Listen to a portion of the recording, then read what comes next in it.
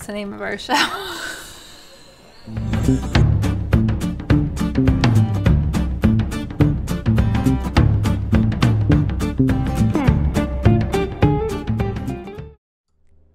Hi, everybody. Hi. How are you? Welcome to The Large Glass. I'm Todd. I'm Terry. And we are here to bring you another episode, which we're calling episode 28. Why not? Yeah. Well, we had an event on Sunday, which we were really happy about. We hi Ben, nice to see you. We had an event on Sunday afternoon where we closed the 2021 group photo show at the Brownstone Art, and that was fantastic. It really was. So we went ahead and called that 27. Yes. So. Yes, and you can catch that on YouTube right now, so it's up there. We went for 2 hours. We had 7 artists and the gallery owners and curator in the show, and it was a great conversation. There was some really cool stuff that went on. There was. I see Mom. Mom's here. Pumpkin Audrey's here. Dave's here. Hi everybody. Thanks for coming. Yeah. So Brownstone Art, that was a good show. I'm looking forward to seeing what they have next. I am too. I don't. That should be coming up pretty soon too. I don't know how long they take to set up the next show. I would imagine there's probably quite a bit in there. Okay. Who is that? I can't read that. Like Tooth. Like Tooth. Hi. How are you? Nice to see you. Welcome. So, should we drink? Yes. Let's we have drink. to drink. All right. I already started. I know you always start. I have to. Now this can is going to mess with the green screen, but we are having Three Floyds Brewery tonight, and as soon as this picks up on the green, it's gonna. Oh, it's actually not bad. Actually, it's not. If we hide our faces, it might. Now this brewery is just outside of Chicago, or not far outside of Chicago, from what I've been told. This is a highly recommended beer from that area, and I'm going to be having the Dreadnought. And Terry is having the Zombie Dust. So yours is a pale ale, and you've already started. I have. So I'm going to crack open this. Go for it. Monstrous IPA. No pun intended. This thing is covered with monster-like imagery. Should we try to do real ASMR tonight? We can try. I'm going to crank this game. The beer just doesn't do it like the wine. All right, I'm not going to talk. I think it's the bottle. I think it's something about the velocity of the liquid pouring through the neck. There's something that's happening there. I think you're right. I'm going to crank this up, though. Let's get ready for this. Here we go. This could be really bad. I'm not going to talk too loud. Nope. No. Doesn't want to do it. It's such a fine. Need the glass of wine. You do. All right, I got to turn this down. All right, now we're back at a normal volume, but that looks nice. Not bad. Nice little cloud going there. It's good. Oh, I got a little cloud too. Yeah. Cheers. Happy episode 28. Happy episode 28. Ooh, that's big. That's big. I got to tell you. This is small. The guys, so I picked this up at Bourbon Street Liquors in Califon, New Jersey. And the guys that helped me there are fantastic. And they're starting to get to know my routine. So I walk in there and I'm like, all right, it's Chicago. And bam, he knows exactly what to go for. So these guys are really cool. And they watched us last week. Oh, did they? Yeah. So they said they were going to watch tonight. So if you guys are out there, thanks for this. This is fantastic. Good stuff. I like this one. Again, this one's very summery. The past 3 times it's been like very light, breezy beers. Yeah. Well, you're wanting your summer. The can says it's not normal. Ooh, this is a cool can too. I don't know if you guys can see this, but it's kind of. Let me see if I can hold it up really close to the camera. No, it's the green screen's totally killing it. Yeah. With it. Oh well. Right. But this is Three Floyds, so check that out if you get a chance. Really good stuff. Yeah. All right, we have a fair bit to do. Why we do? Should we start out with some? Yes, Carolyn's here. Hey, hi, Carolyn. Nice to see you. You want to start out with roulette discoveries? We don't do roulette anymore. Yeah, we don't really do roulette anymore. But we have it's more like. What are they? What are you liking on Instagram these days? So what do you like on Instagram these days? Maybe that should be like our new segment. We picked very different things this time. Yeah, we did. I think you're going first on this one. Am I going first? I think you are, actually. I don't know. Boy. Let's take a look. So let's see. Yours. Oh, no, I put mine up there, Donna. Let's do yours first. Dawson Digs Dolls. So it's Barbie. Who doesn't love Barbie? Who doesn't feel that awesome nostalgic sensation? But this guy takes his Barbie vignettes a little bit further. So he does a lot of handmade clothing. He does these fantastic mid-century modern sets, really colorful. Jerry Saltz even follows him because he's just, the way he displays it is very artistic in a way. Yeah, no, I think it's actually really kind of cool. And there's hundreds of vignettes. He posts something every day, something new. I don't know if you have anything else, but this is just like one of the... I just have this one. Yeah, this is just one of the clips. You got to go check him out. Yeah, Wish we had more to Terry show loves this guy, and it's fun. It's good stuff. I went a slightly different route. Yes. I will say this about this guy is, when you see a kid's room full of Barbies and they're kind of thrown everywhere, and it's like clumps of hair all over the floor, and they're all naked, they're missing a leg, they're all bent in these different positions. This is very appealing after facing that. Yeah, well, he really is careful with his detail too. He's looking at things back from the 60s and 50s. Butterfly chair in there. Yeah, and look at, even lampshade. His little TV guide in there, and the paint by numbers on the wall, like all kinds of awesome very stuff. Cool. Yeah, it's very cool. All right, anyway. so that is Dawson Digs Dolls. Yes. All right, that was Terry's. Mine is actually Lost Saint BK, New York. Lost Saint BK, New York is actually Omar Viegas, and I actually got a chance to meet Omar at the talk that we did with the Brownstone Art this weekend, and really enjoyed his work. He's a photographer and filmmaker. He's got a really good eye for reflectivity, puddles in the ground. He gets some really, really interesting shots. So check out Lost Saint BK, New York. He's yeah, and I think one of the things I really admire about Omar is, and I've said it a couple times in the show, his artist statement was not like any of the ones I've ever read. He spoke from the heart, and it was like you could feel it, and I loved the way he wrote it. It was very poetic. Yeah, his artist statement was not full of all of this pretense. It was not just at all. like, I'm going out, I'm a hunter on the streets of New York, and I forget exactly what he said. Yeah, but lots of good things. It was really good. Yeah. All right. So that is our roulette. I should change that from roulette discoveries to go follow these people. IG. Go look IG, y'all. Look at these people. Yeah. All right. Let's do some art news, and I only have one thing to talk about tonight. And for anyone who's out there paying attention in the art world, you can probably guess what that's going to be. Whoops. I always start off with the wrong. Why do I always start with the wrong picture? I don't know, but this is cool. I don't know, but this is cool. All right. It's not what we're talking about right now, but that's okay. Go ahead. So I wanted to talk for a little bit about this whole NFT craze. And the work you're looking at before you right now is a digital collage of 5,000 digital images, one done per day, by an artist who calls himself Beeple.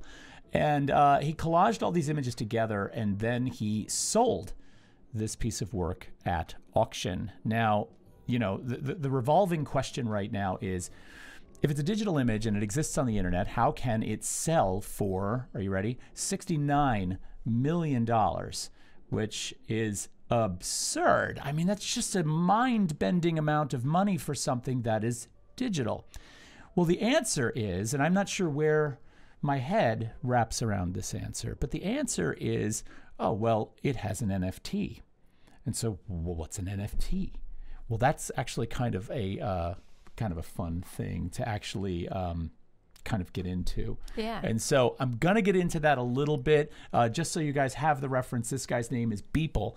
But NFTs, I want to try and explain this just a little bit. And Carolyn, that was like, seriously? Yeah, seriously. This piece of digital art sold for $69 million. It is the third most expensive piece of art to be sold by a living artist as of right now. And in theory, look, I've got it on my screen. I didn't pay a royalty to get this thing up here. I don't have a $69 million piece of art to show you. the picture's out there on the internet, and I can take it, you can take it, we can all sort of take it. But Beeple now has sold it to someone who owns it, right? And so how do you declare ownership? Well, with most works of art, there's provenance. There's some kind of traceable trail of sale that makes its way back to the artist or to some collection that held the piece of art. And in some ways proves that you own this. So the NFT actually stands for non-fungible token. Non-fungible token. I love the word fungible. Fungible. And with Beeple, it kind of goes together. Beeple and fungible. I don't know. It's wacky. Funky. All right, so what's fungible? All right, fungible is very simple. Actually, fungible is an economics term, and what fungible means is that two things have no distinguishing differences and are of equal value. So for example, if I have a $10 bill and you have a $10 bill, we can exchange those $10 bills and essentially we have exactly the same thing. Non-fungible would be something that is outside of that sphere, right? So something unique. So you have a Hank Aaron baseball card and I have a Babe Ruth baseball card. Can we exchange those and have equal value? No, not in the same way, although they're both pretty freaking awesome, right? So this token that they're talking about is a digital token. It's a thing that gets spit out of a blockchain process, which I'll mention briefly because you guys don't need a lesson in all of this stuff. But this token is basically it is an unmarrable, unchangeable piece of digital information that links back to the file that is in fact the original, if I can put air quotes around original. Okay, and that token basically states that you own the thing. Now, what thing do you get? Do you get to hold on to anything? Do you get to touch anything? No. Part of what bothers, and I'm back and forth on this. I'm both fascinated with the technology in this, and I'm really bothered by the fact that this feels like a game of, you know, that players in a technological field play where it's like, yo, I got this NFT the other day. I paid 185 Ethereum for it, and it's a picture of Lindsay Lohan. But it's like, who cares? They care, right? But there's an economy around this now. So blockchain, without going too far into this, is basically, think of blockchain as, just like this picture suggests, boxes with little links between them. Think of those boxes as boxes in a spreadsheet, an empty spreadsheet. A spreadsheet that has no boxes.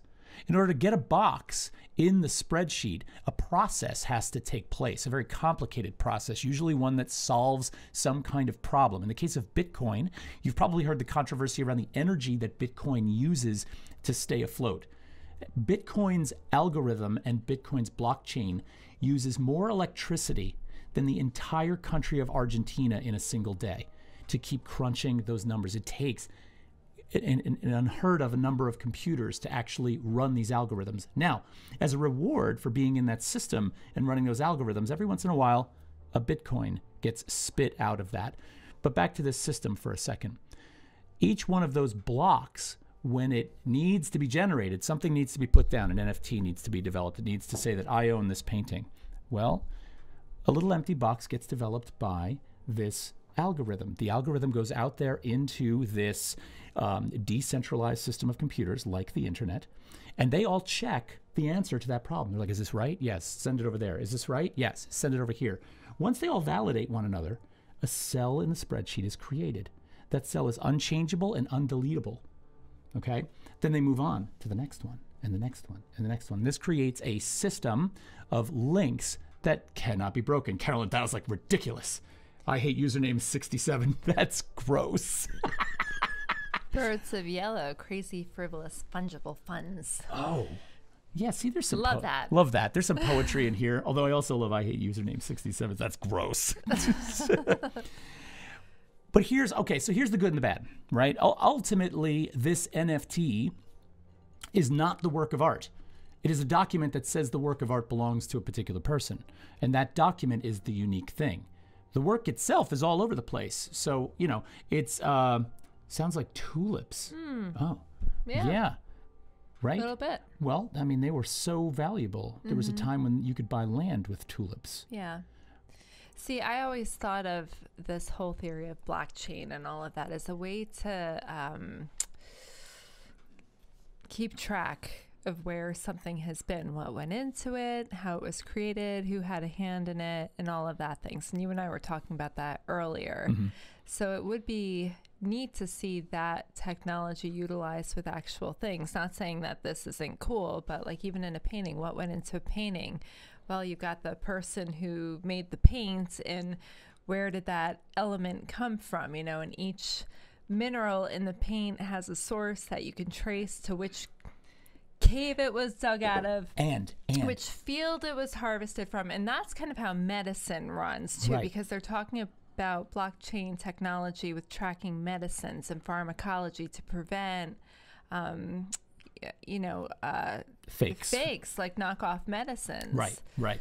Well, I love that you're saying that, because in fact that can happen. So inside of that NFT can contain the entire traceable history of everything that went into that painting, right down to pigments that were ground into that. Right, and where they came from, and which field, and which all of that. Exactly. So if a conservator, right, in 500 years, if a conservator approaches a painting from now to do a cleaning on it, that would get recorded into that situation. Actually, that would be very helpful for conservation of paintings. There's a couple of comments going on. Yeah, I know. I love this. This is generating good talk. If it's this hard to understand and explain, then it's not really about the art or the intention. It's a game and a gimmick. I can't argue with you, Birds of Yellow. I can't. And I Hate Username 67 says it's simply more ways for the super wealthy to be more exclusionary. Possibly. Yeah. I will say this, and I know you and I have actually talked about that a little bit. One area where I feel this is not exclusionary, okay, and I really feel it is not exclusionary, is the various markets that you can go onto and openly sell your artwork are very accessible and very easy to get into. You can create, digital artists. There's tons of digital artists out there. They can't sell their work. They've never been able to sell their work. And there's a lot of good ones. So what they now have is a platform where they can, and they don't need representation, right? They don't need to worry about, it's on Etsy and I've got to get a third party to drop ship it from a digital printer because it needs to be physical. They can actually distribute this stuff on an open network that is free. Number one, it is free. Right. And two, you can be anybody and put that work up there. I had actually watched a video of this one young woman who looked like, well, let's put it this way. Her jaw was hanging open because she had made a digital GIF file of this sort of undulating kind of fountain thing. It was really quite beautiful and mesmerizing to look at. But she said she was sitting there with her mouth hanging open. She goes, "I just sold my GIF for $3,400. I haven't sold that much work in my entire life." Yeah. I hate using. And who has the access to buying the art? Not just anybody. It's the same system pretending to be democratic. Well, yes, for now. I think the democratic kind of aspects of this will come into play.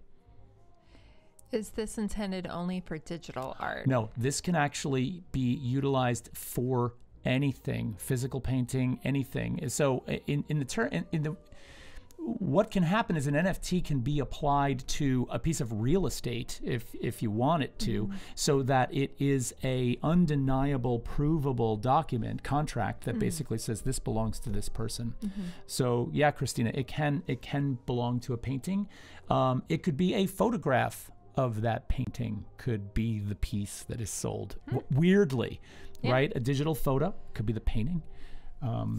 So yeah, it's interesting stuff. It is interesting. Just I really want to take I Hate Username 67's mind and turn it inside out and send him into a total rage right now, because this is going to do it. Elon Musk just turned one of his tweets into an NFT, and it's up on one of those auction sites being bid on, and the bidding just peaked over $1 million. So you could buy a tweet, which is the stupidest thing I've ever heard of in my life. Yeah. Mike Rader says, gotta say, Beetle is an interesting I think he and means really. people. Oh, I'm sorry. Is it- Beeple is an interesting and really talented artist I follow on Instagram. I think people is Beetle. But- Beetle. Beedle. But he must be typing. He's typing more. Mike Rader's typing more. He has so much more to say about this. Well, I think he's actually really an interesting artist too, because I did look at what he does, Right. and he's Well, you were looking at programs too to help translate some of the artworks into this. yeah, I was, but I also think it's really cool that this guy was making a work of day for Mike, was it 5,000 days he made a digital work a day? I mean, it's really quite incredible. Anyway, I thought I'd end on this note of the old Pop-Tart and Jan Cat, because that also sold. That's also one of those NFTs floating around out there that you could have if you have millions of dollars in cryptocurrency.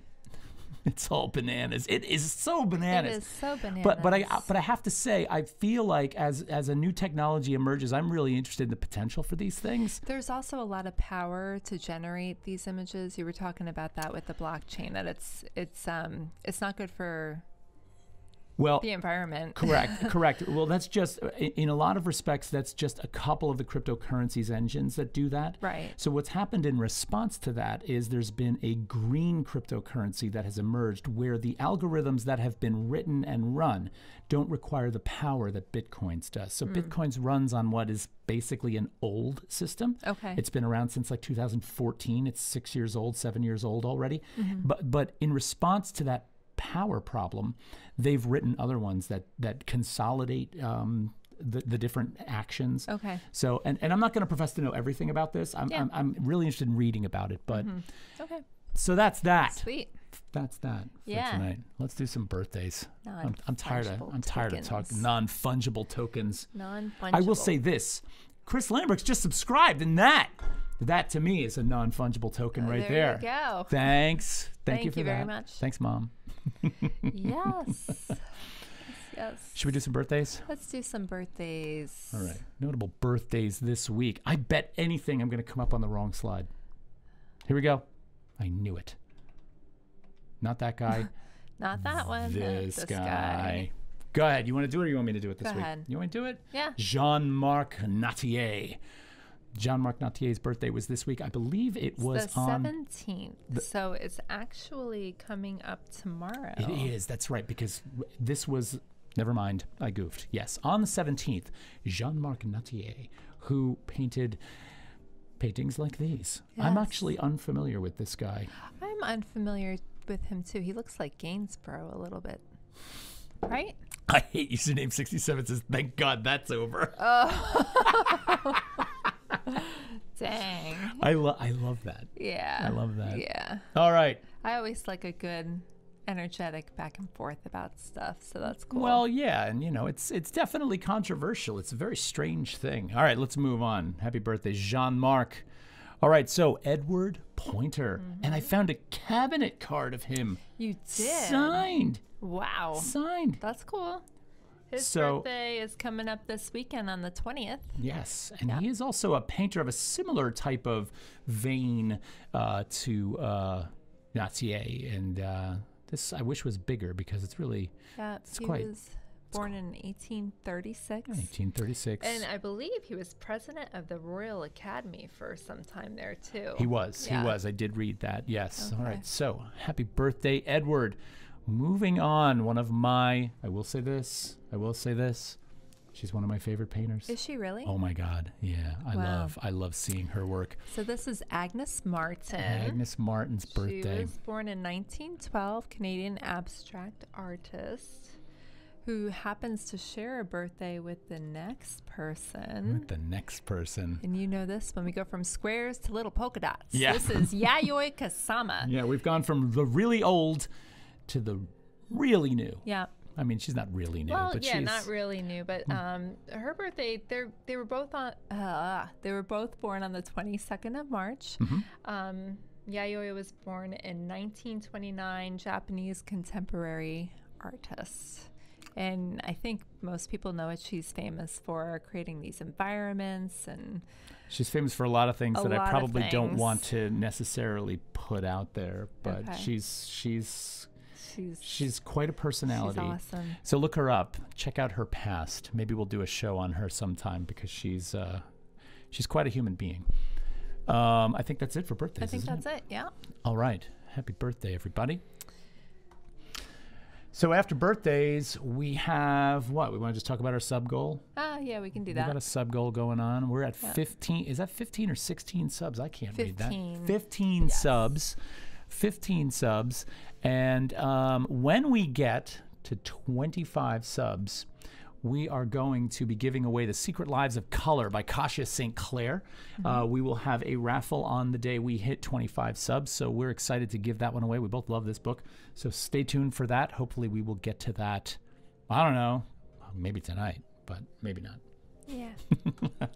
All right, enough of that. Let's move on to our feature. Should we go to the featured artist We can tonight? go to our featured Do we have artist. anything else to discuss tonight? I don't think so. No? I think we can just jump right into him. Okay. All right, if you're here and you have not followed yet, we love your support, so please leave a follow if you can. We would love that. And also, if you're interested in signing up for our newsletter, which we send out every Tuesday around noon, it's kind of a reminder to watch the show, but we also put a lot of information in there about shows that are running right now, shows that are coming up, things that we're getting involved in down the road. It's a work in progress, so we're working on that, but if you want to join that, let us know. I'll put a link to it in the feed. All right, let's jump in. So, should we start? Let's go. All right. I'm hoping I'm on the right slide when I open this up. I'm hoping. You ready? Yeah. I am. The man. I'm on the right slide. Yes, there he is. All right. This is Nickcave. This is Nickcave. And if you Google Nickcave, you're likely to get another Nickcave. Yeah. Who is a fantastic singer. Who is also cool. Yeah, Nickcave and the Bad Seeds. He's just not the one we're talking about. But I think this Nickcave is better. Yes. Frankly. You want to start a little bit with him, or? We could start a little bit. So I think when we were talking about doing a show this week, we had a couple ideas going on. You've been wanting to do him for a while because he's just fantastic. It's one of Todd's favorite artists. And we just wanted a wow factor this week. Also, I try to think about what's going on, and it is the Ides of March. So beware the Ides of March. And usually it's a time for unrest, you know, settling of debts and stuff like that. When I think of Nickcave, his art sparked from unrest. Yes, it did. The major body of his work did. So just to go back into his history, he's a sculptor, dancer, and performance artist. He was born in 1959. He grew up in Fulton, Missouri. He was raised by a single mom, and there were 7 boys. Yeah, I know. 7 boys and 1 mom. 1 mom, yep. And I believe he had a lot of, his grandparents had a farm, so they helped to raise him too. But he inherited a lot of hand-me-downs from all those brothers, and he tried to make them his. And that kind of began his whole quest into what he does now. Right. So he collected things and modified his clothing, and they really became the body of his life's work. Right. Which is still changing to this day. It is. But when you look up Nickcave, the first thing you're probably going to encounter are his sound suits, which we're not necessarily only focusing on tonight. No, we're not going to. No. But there's, or maybe we will, but I've got other things to talk about in the this. sound suits are integral to other works that he does as well, because he does do performance and dance. He incorporates a lot of found objects into his work, so he's a bit of an assemblage artist as well. He's a bit of a sculptor as well. He's textile, fabric art. He had a BFA from Kansas City Art Institute, 1982. He trained as a dancer with Alvin Ailey after school. Do you have something to add? I was just saying, Angus Ron just said, looks like an Ewok. Well, yeah, that one kind of does. It kind of has Ewok-ishness to him. Yes. Ben's like, yes, we could go further. I mean, Oh, yeah. And talk about, well, go ahead, continue what you were saying, and then Okay. I'll jump in. After he was done with school, he did get a job designing windows in Macy's. So he did have a lot of fashion sense and all of the design sensibilities as well. Right. Do you want me to get into the crux of why he does what he does? Well, we have a video to show. We do. And he's going to explain a little bit of that in the video. Yeah. And one thing I kind of really like to do is let people have a feel for the work first. Yeah. And kind of just feel it out. So just from the sculptor sensibility here, Nickcave has a fantastic eye for collecting and finding objects that are going to work in a piece. He talks about how he never starts with a drawing. He never starts with an idea. He'll roam junk shops, antique stores, rummage sales, flea markets. He did have some favorite things like plastic buttons, beads. He loves dyed human hair, wire, sequins, feathers, sculptures, and doilies. You see that popping up. You see all of those things pop up. Moped Vagrant says, joining this feed late, but this is a fun suit, Shaggy. Yeah. Actually, Moped Vagrant, that suit is made of twigs, all twigs that he picked up off the ground. And I'm not going to give away why he did that yet, but we'll get into that in a little bit when he talks about it. I don't want to give it away. Not that I'm hiding some big secret, but I don't want to repeat him. We like to build up, too. Well, that, yeah. Yeah. So these pieces are called sound suits because when the person wearing them moves, they tend to have some kind of kinetic, banging around, touching, that makes noise. So, and they're often used in performative elements so that sound is sort of celebrated, exaggerated, utilized, brought forth. So, So these works are, I want to show this video just so we can kind of get them. Yeah, go ahead. Now we have 2 videos and I'm debating which one to show. One is longer, one is about 12 minutes long. The other one's 3 minutes long. I think we'll show the 3-minute one because I think that covers it all, right? And then if we want to get snippets from the other one, we'll do that. Okay, we can do that. Let's pop into that for a second. Let me see if I can pull that up for you. And let me back this up just a little bit. All right, here we go.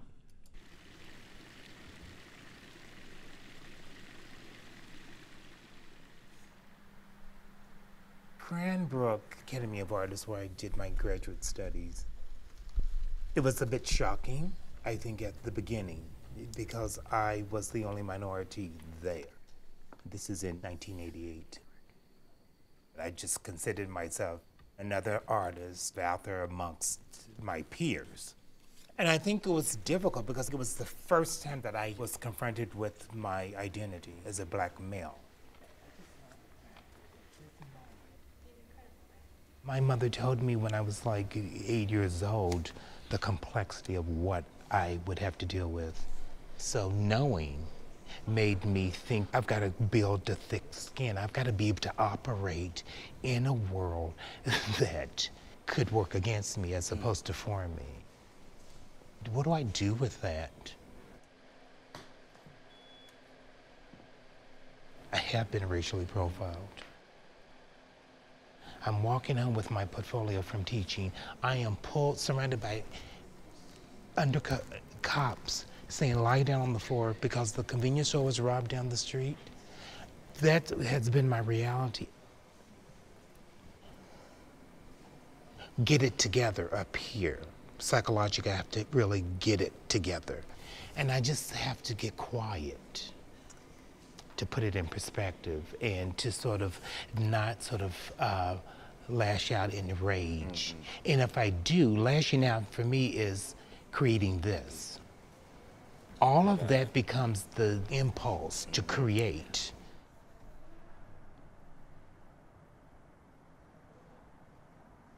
I don't ever see the sound suits as fun.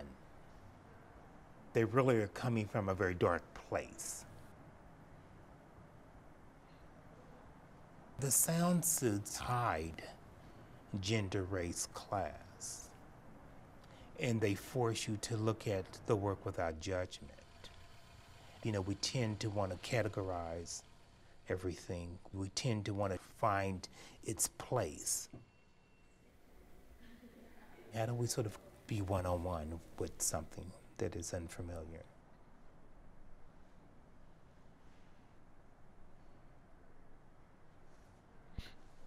Now that's a really short one, and I do want to pick up a little bit from the other one in a little bit, but one of the things he says in there that I really love so much is that they hide gender, race, class, and he talks about them as suits of armor.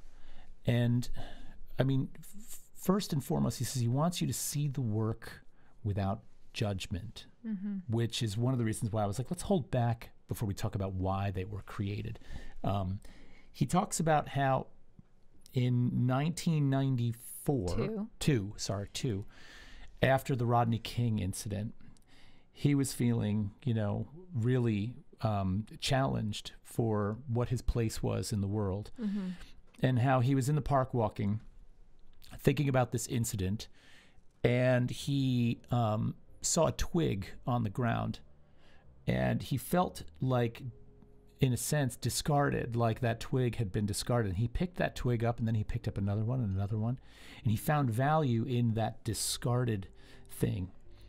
And that's where the first sound suit came from. He started putting those together, and he saw it as a suit of armor. And it wasn't until it was together that it actually began to make that sound. He didn't see it as doing that in the beginning. Yeah, I remember the sound being secondary to what he was doing in the beginning. Yeah, and you know, if you look at a couple of things that, you know, there's some comments going on in here that I want to point out.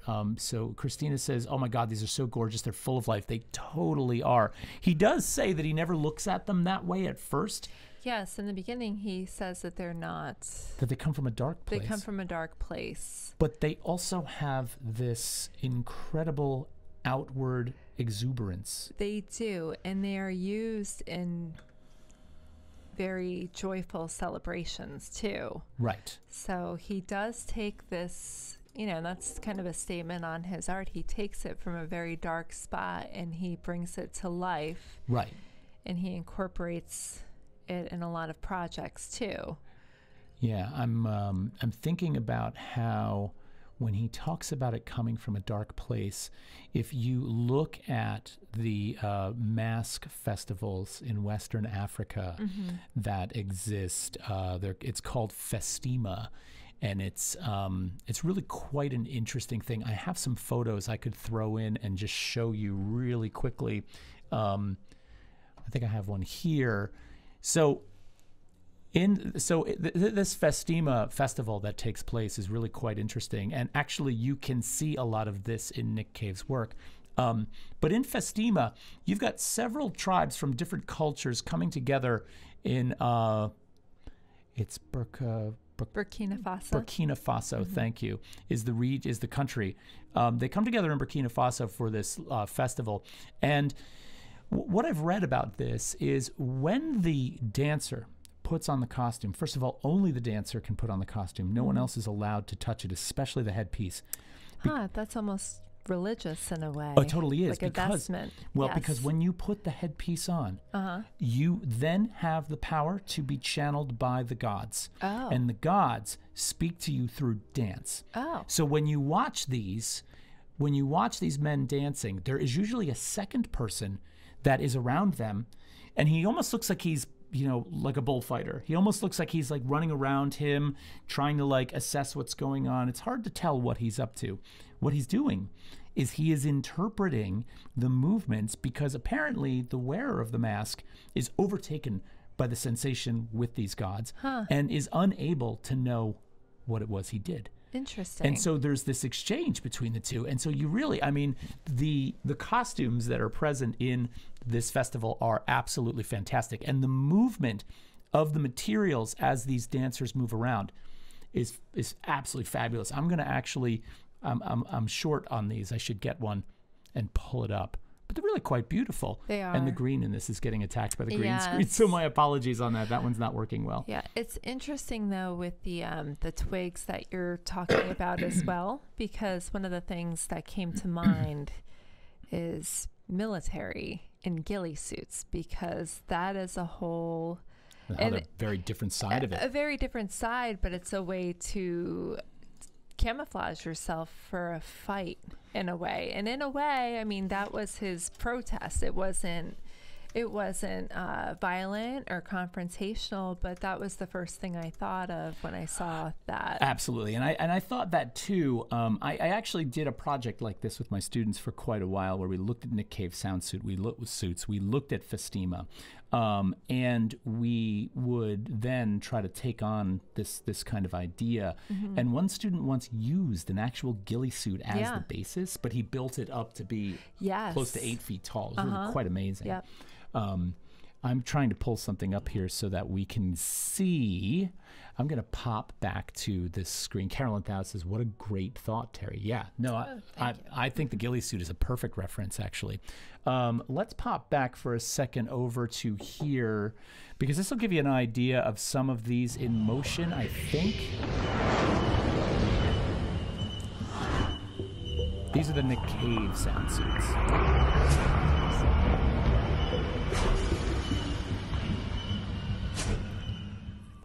Yeah, no, that's the one I want. I know, I love that one.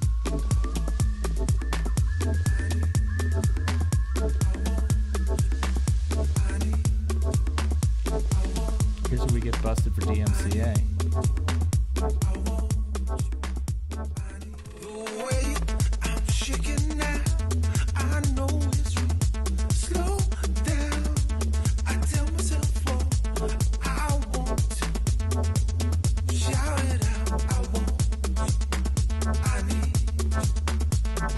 Want to see if I could quickly, I'm going to pop back for a second to us.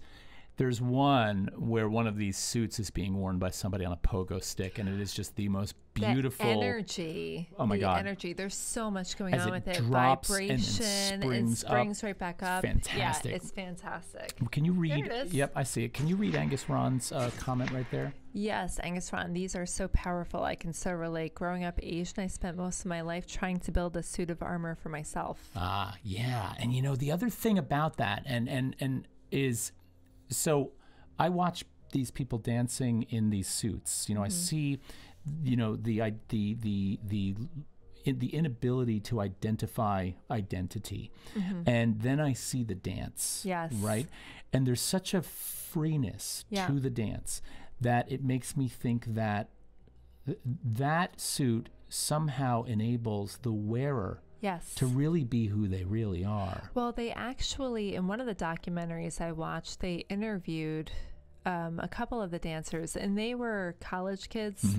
And they said that they felt like they were something else. They felt this transportive. Yeah, no, that's amazing. And it really begins to make sense from the aspect of the Festima tribes to what Nickcave was looking to sort of accomplish. I found the one with the pogo stick. I want to throw that on. Ben asks if any of these were ever made for a motion picture. I don't think so. No, I don't think so. Let's see. Check this out.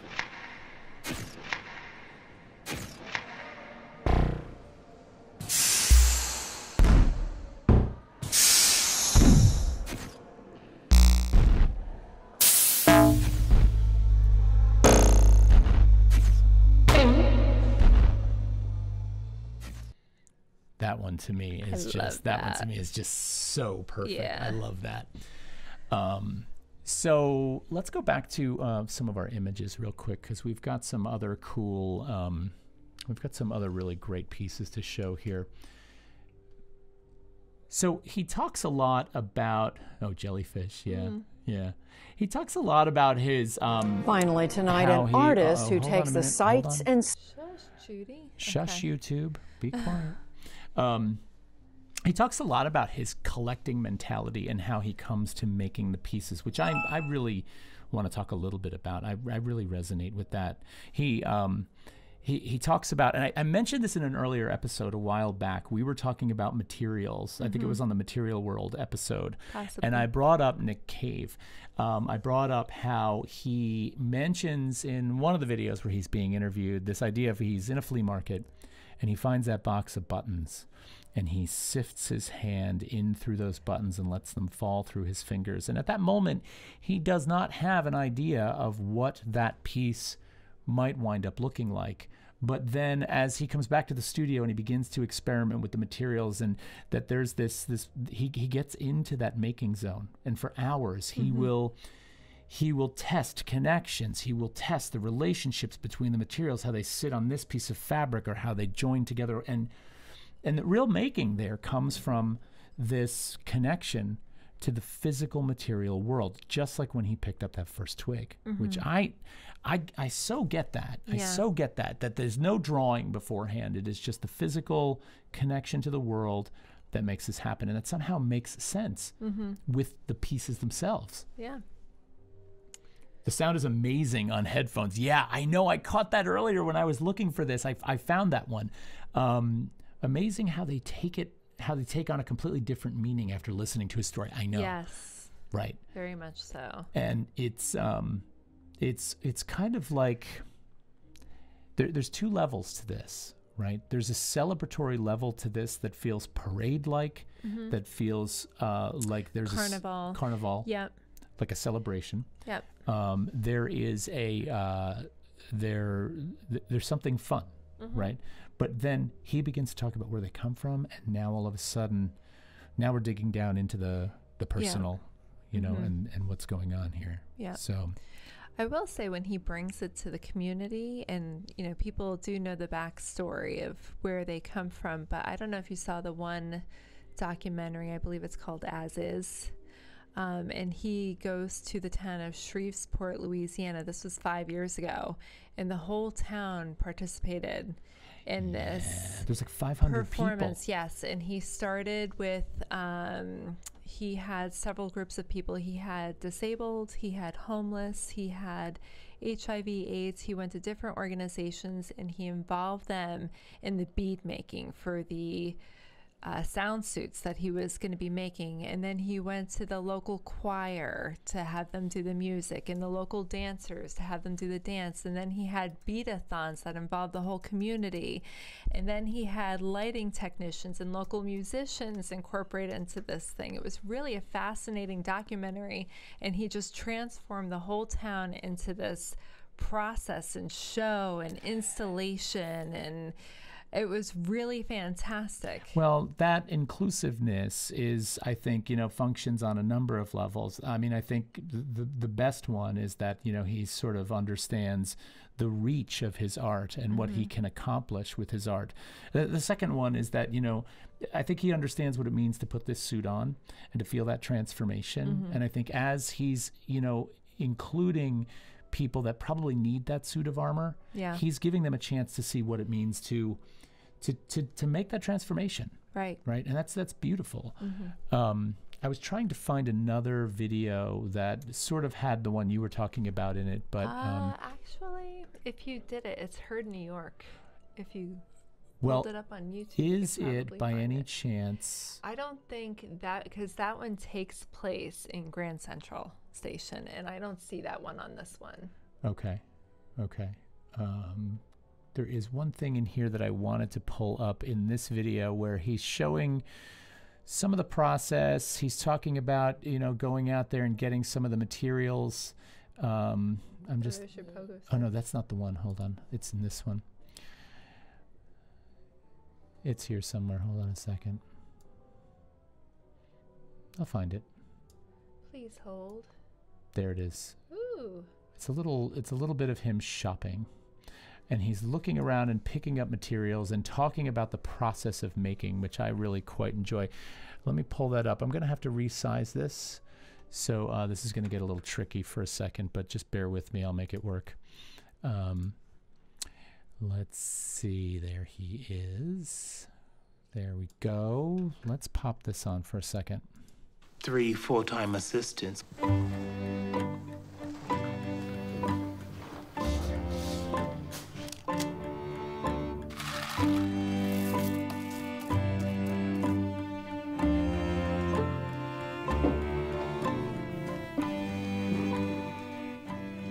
Now there's, you know, 10 studio assistants that are regular full-time assistants. They're all artists, which is great. I got just the end left. So just, you know, maybe 2.5 square feet. So it's about 2 days. Should be done, you know, Thursday, I think. If I'm coming up with a new concept for a sound suit, I tend to always do the first one myself. It's very meditative for me. I can do it for hours on end. I just need a little bit more. It's all really based on one object that becomes the instigator. That's how a sound suit is built. It's built on me sort of identifying an object and then me taking that object and relocating it on and around the body. And then that begins this sort of journey.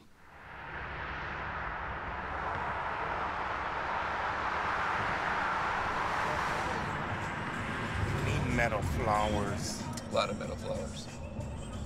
We just did a road trip looking for materials for the body work that I'm working on currently.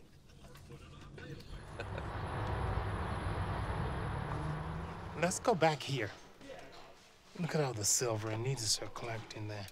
I find that when it comes to looking for supplies for my work, I am at the flea markets, the antique malls, looking for something that may spark a new direction.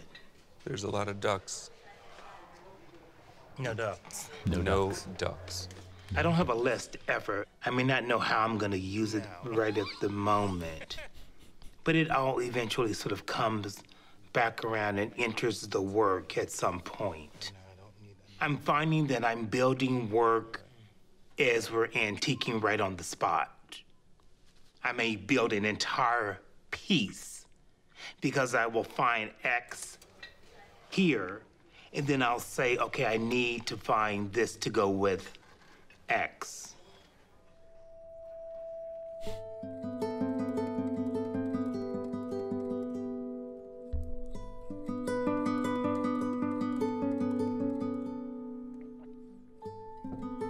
All of this kind of stuff is nostalgic. It's this place that we want to sort of remember. One day I just started buying these ceramic birds, but I bought them because in my upbringing, that was what was considered precious art. It was kept in this china cabinet. And that was my way of staying connected to my grandparents as they were getting older. And it was my way of honoring and sort of celebrating how they influenced my upbringing and my life.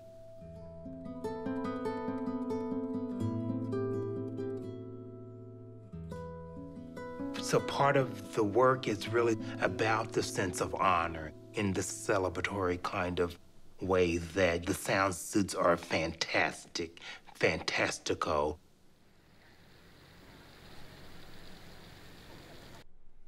Okay. So I love that. I love how he talks about how he almost makes the piece in the store. Mm-hmm. And I also like the reference to how his grandparents, and these tchotchkes, these little ceramic things. Yes. Now my grandmother had Hummels and mine did Yadro too. figures. Yes. Yep. But there really is something about that kind of maker sensitivity. I love how Mike says, imagine finding 10 assistants something to do. Yeah.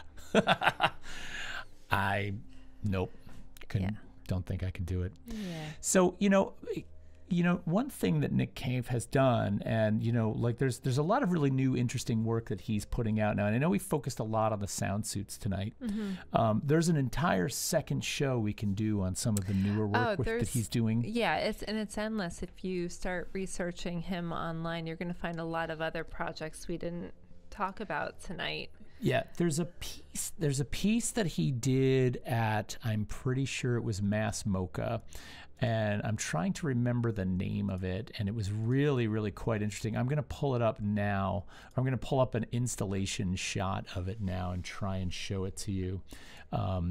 But it's just, imagine if you could take all of the elements that he puts into a sound suit and then install them in a space as an environment, and you have something like this. And it's really just quite brilliant. Mm-hmm.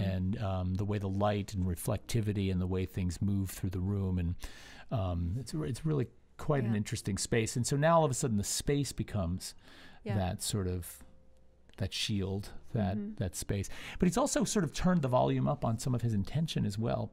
He realized that what he was doing wasn't enough. He's worried that what he's doing is not enough to combat what it is that he set out to sort of talk about in this work. And that's a really, that's a difficult thing to tackle. It's a difficult thing to struggle with, I'm sure. Right. Ben? I'm reading Ben's, but I don't know if my glass is on.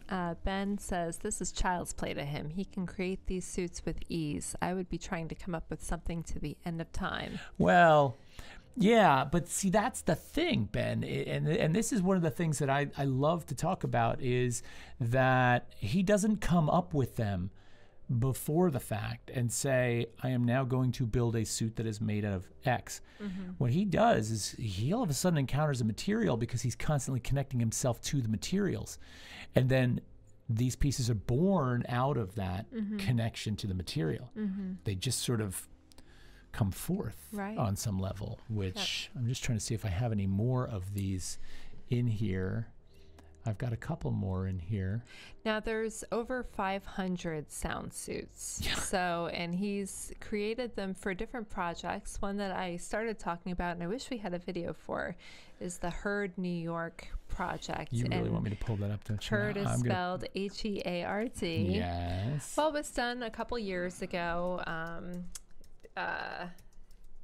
And what they did was they used these sound suits. I'm hoping that we can pull it up because that's a really, really cool thing. I think you're talking about this one in Grand Central Station, right? Yes, actually. Let me see. That one's even something. This one's probably the best one. That one's a good one. This one will explain it a little bit. All right, let's take a look at that real quick. And we'll go here. And I've got to move this again because I'm switching from platform to platform. So to bear with me. You're good on the fly, though. Thank you. You're welcome. Here we go.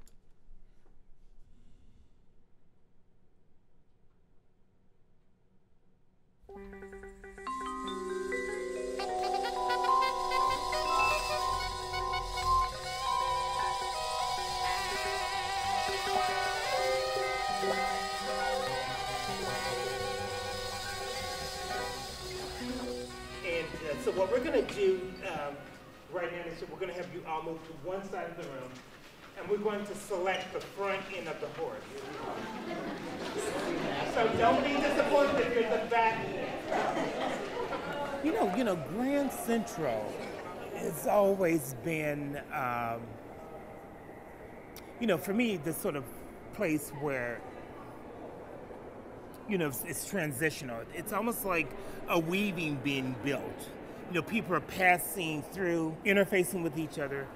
What I'm doing is just bringing the sort of heightening that sort of sensation by bringing the sort of magical sort of component that sort of takes us out of the familiar.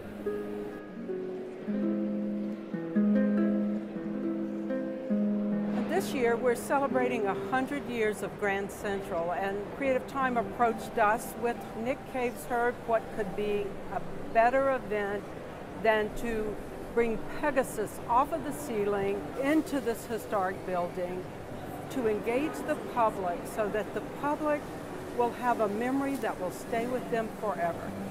Yeah. 5, 6, 7, next group, and 1, 2, go more, 7, 8, go more, bigger, 6, 7, 8, the Grand Central Station is huge. And 2, 3, 4, next group, here we go, Creative Time works very hard to make it seem like we didn't do anything. And what do I mean by that? I mean to say that we're not about showing our hand, but in fact we want it to appear in this project as though these horses just showed up. But to do that, to do all the work that it requires to make it look like we did no work, not only requires a lot of work on our team, but also the staff of Grand Central Station and the MTA, Arts for Transit. It's a whole, the network of people that goes into these projects is extremely vast, and in fact constitutes what may be considered a secret art project that lies behind the scenes. 1, 3, 4, 5, cut. Very angular, use that bleeding game. I want this piece to be sort of a cause and effect. I want it to have purpose. I want it to be effective. I want people to sort of leave with an experience and just to change the rhythm of their day. It's going to be, I think, more entertaining to the younger crowd, to the kids. So I think it's going to be a very positive thing for the terminal and something different. I mean, we normally don't have this, and very rare to have something of this magnitude in the terminal as a special event. I think it's going to be really exciting. I think just adding that part of movement into the terminal, something that people aren't used to seeing, I think that's going to bring another level of greatness to the terminal.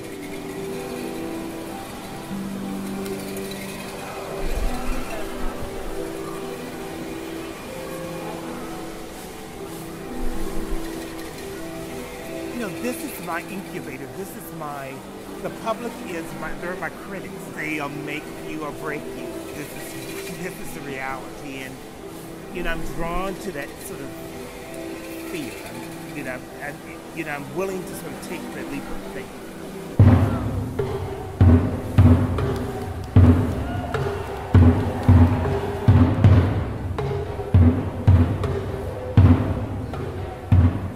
My most favorite moments is to see the interaction with the horses, to specifically the children and some adults. To me, kids and older people have the most honesty and the most truth, and they'll give it to you right away.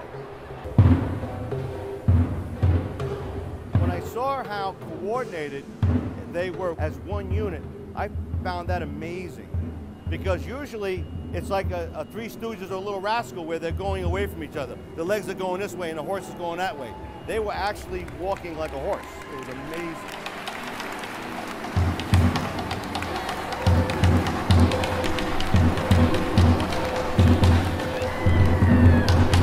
Creative Time's mission has always been to activate the public sphere. And in fact, by making dreams occur in public, that thing we think of as private as we lay in bed, but a public dream, the strangers and commuters gathered together to experience the fantastic. That is our ultimate political gesture that is at the root of what makes Nickcave's herd so incredibly poignant. What I hope the audience is taking away, that it just brings them back to this sort of dream state, permission to sort of have this imaginary sort of mind, which is really the incentive, and that's really what provides us the sort of stimulation and the impulse to be who we need to be.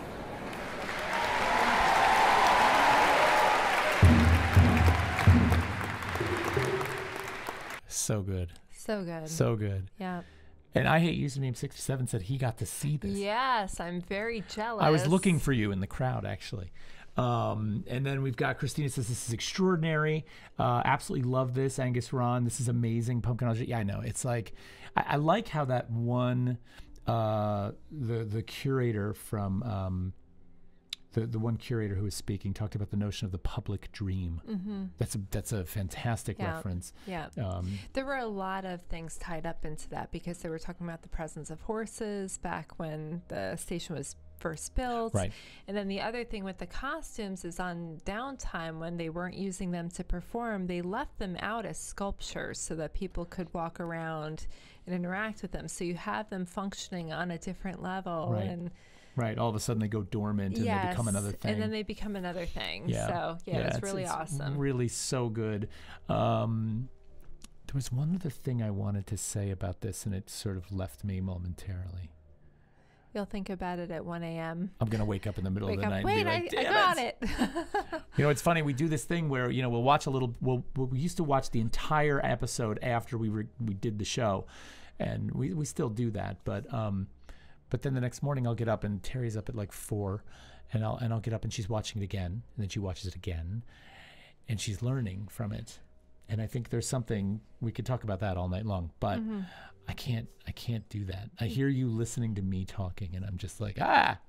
No, but you do learn, like when you watch yourself. Because and what'll it's happen? Like, wow, I really messed that up. But, or how yeah, could I'll we be have like, said oh, that differently? here's the thing I wanted to say, and then I'm listening to you listen to me, and I'm like, why couldn't I remember what I wanted to say? I mispronounced this.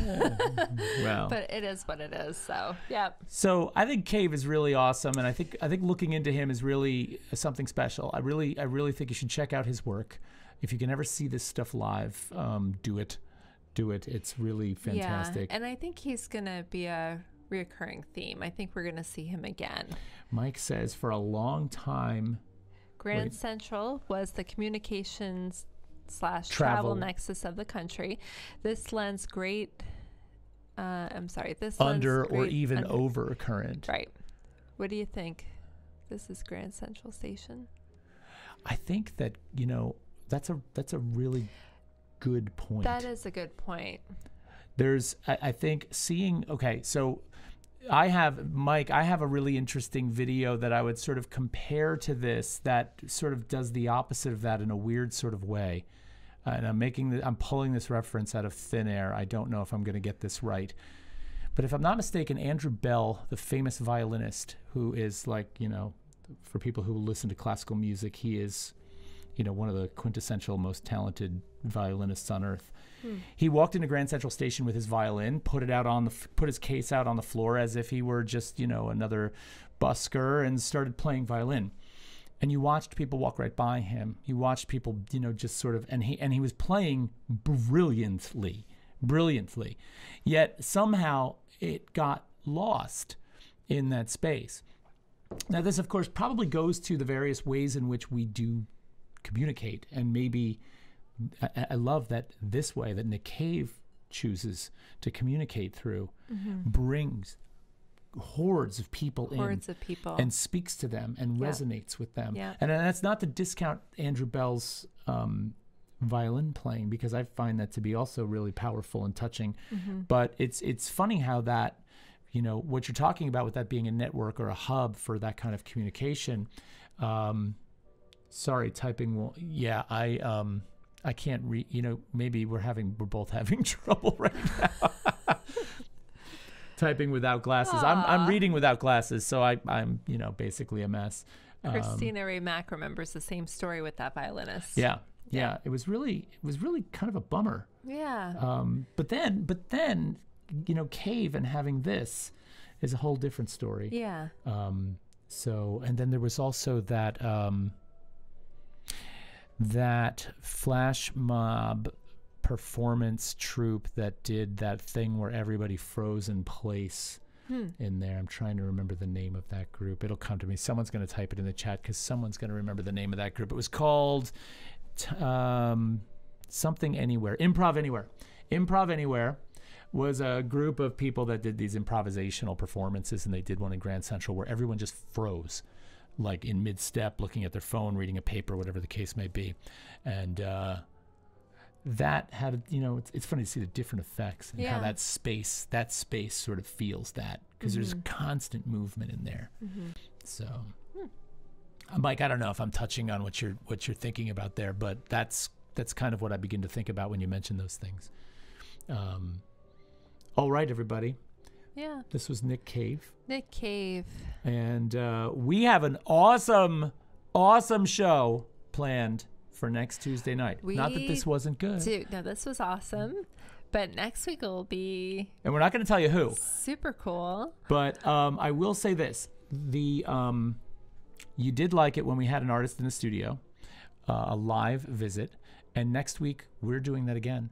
So you definitely want to join us for that, because you're going to get to see an artist live in their studio. Notice how I didn't specify gender there. I just kind of left that open so that it's still a mystery. Yes. So you're definitely going to want to get us next week. And we want you to please tell your friends to come and watch. Pumpkin Audrey's like, this was my favorite. Mom's Fabulous show. Loved it. Memory Vessel, very, very cool. Oh, you're here, Memory Vessel. Nice to see you. She poked in earlier. Yeah. Angus Ron says he knows who the artist is. Now, don't spill the beans, Ron. Okay? Don't spill the beans. Mike says, take care. Take care, Mike. Thanks for coming. Yeah, what else you got? All right, nice, guys. Cool. Thanks, Ben. Everybody, you Yeah. guys all have a great night. Yes, We had a you good time. too. Yeah, this was fun. We will see you next week, and we'll catch you all then. Cheers. Cheers. All right. Take care, everybody.